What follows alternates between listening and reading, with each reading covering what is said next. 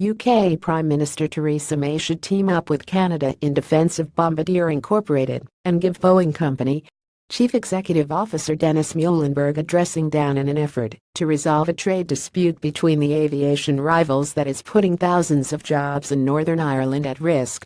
That is the advice from the UK's main opposition party, which opinion polls show ahead of May's Conservatives, and has called itself the government in waiting.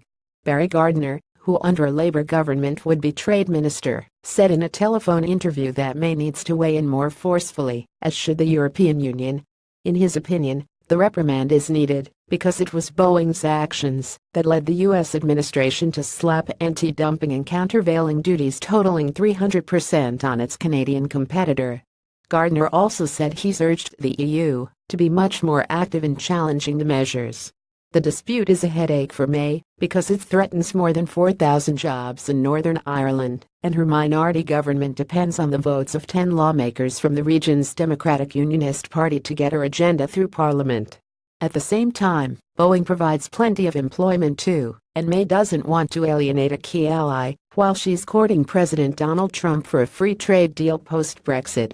Boeing and CONTROL Boeing are playing this, and they are playing it masterfully. They know that the U.S. process is skewed in its favor, Gardiner said. He said he fears, if the dispute is long and drawn out, even if Bombardier wins, that does not keep jobs in Northern Ireland, because it would take too long. Our government needs to wake up to that. Business Secretary Greg Clark is due to give a statement to Parliament on Tuesday outlining the government's position on the dispute and efforts to resolve it.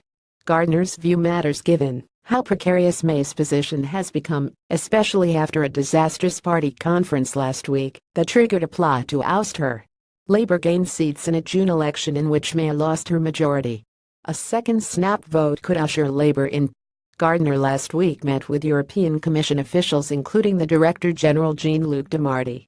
He said that Bombardier isn't particularly big in the rest of Europe, and with Britain leaving the EU, inevitably their enthusiasm to die in the last ditch defending Bombardier is questionable. He also traveled to the U.S., where he met with officials from the Department of Commerce and the International Trade Commission.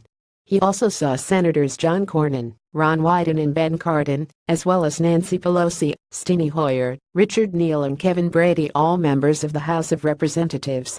After he made the case for Bombardier, the legislators asked him, "Why are you the first person that's told us this?" Gardiner said, "The American view is very tough on Canada. There's been a long-running sense from the Americans that Canada doesn't play fair on trade issues," Gardiner said.